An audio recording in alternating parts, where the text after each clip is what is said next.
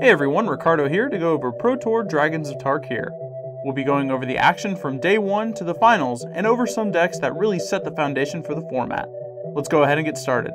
First off, let's go ahead and congratulate the winner of the Pro Tour, Martin Dang, who ran over his competition with the mono red aggro deck. Turns out, red deck wins is still winning. This was a Pro Tour that dragons roamed. In this Pro Tour, we had an incredible count of 114 dragons premiered in the feature match area. Even in the top 8, there was matches between Yasuoka and Strosky, where they fought over a dragon. Let's go ahead and take a look at these turns. Andre's going to use his second copy of Nykthos here as a one-shot mana because he has to sacrifice one of them. He's going to slam down Dragon Lord, and unlike the forefather of Icefall Regent, Frost Titan, you can just target the Icefall with abilities without having to pay any extra mana. Right. So there is the Dragon Lord. Away goes Icefall Regent. But speaking of Dragon Lords, I would like like an 8/8 trap. It is life. so good. I'd like one. Yeah, but what about this? Wow! So it's not as much of a blood as you might think because you have to sacrifice the one that comes back in there. And give it right back now, you bad not control player. The hottest new game, Dragon Ball. So after day 1, we had a pretty diverse metagame. On top, we had red aggro, with 47 pilots making 11.5% of the meta, with Abzan trailing at 10%. In third, we had red-green dragons at 8.8%, and in fourth, we had blue-black control at 7.8%.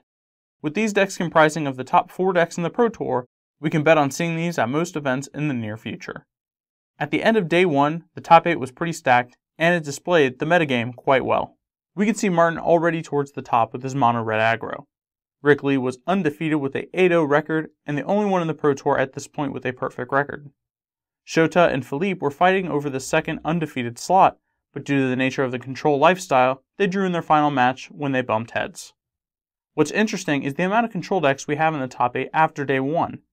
Some of these decks were really holding down the fort as Ashiok seemed to be making big plays or Salumgar finishing the game. Ugin was also in some of the blue-black lists, ending the games with his Ghost Fires. Unfortunately, we did have some hiccups in day 1 as well. Jeremy Desani was disqualified for misrepresenting the game state to the judges. Also, Steven Speck was disqualified for manipulation of the game materials. Moving on to day 2, we had a start with only 3 players finishing 6-0 in the entirety of the draft portion. Congratulations to Steve Rubin, Kyle Bogemez, and Adrian Sullivan, who fought through their drafts as an unstoppable force. Looking at the metagame this time around, things have shifted quite a bit. In first place, we still have red aggro with 31 pilots resulting in 11.9% of the field. Then, blue-black control at 11.2%, very close behind. In third, we have Abzan aggro and then red-green dragons. Blue-black control jumped up 2 places and has a 90.6% chance to make the cut. That's really impressive, as only 3 people from day 1 piloting the deck didn't make it into the second day. It proved its worth going into the top 8 as well. Speaking of the top 8, in the top 8, we have 2 devotion-based decks, 3 blue-black control decks, and then 3 different decks in the form of mono-red, Abzan, and dragons. The top 8 was quite diverse with 6 different lists, as the devotion decks were pretty different. Now I will have to bow my head. I can admit when I'm wrong.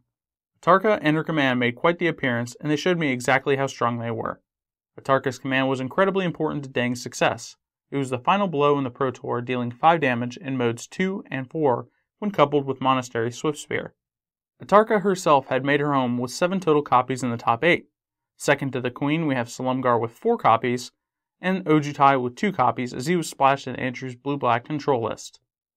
From this Pro Tour, we saw a lot of cool lists as well. There was a sweet Jeskai Dragons deck by Patrick Dickman that ran 10 dragons. He played 3 Draconic Roar and 4 Salumgar Scorn, and out of his board, he played a Dragon Lord's Prerogative. He also played Haven of the Spirit Dragon to supplement his dragon theme list. If his limited record was way better, he could have flew right into top 8. Now before we go, I have to tell you guys and gals out there something that upset me greatly. This wasn't a terribly big crime, but I'm quite sad to see that this has happened. You all know and love him, Brian Kibler the Dragon Master did not play a single dragon in his 75 at Pro Tour Dragons of Tarkir. By now, most of you know I think the world of Kibler. He's probably one of my favorite players. Man, did he not live up to his title. I mean, the stars aligned for the Dragon Master, and yet I'm saddened by what he did. For shame, Kibler. You let me down. Alright everyone, that's all I have to say about the Pro Tour. Hopefully we covered a bunch of stuff you expected to see, but if there's anything I left out, please let me know down in the comments so I can throw it in for the next Pro Tour. This has been Ricardo with Gathering Magic, thanks for hanging out.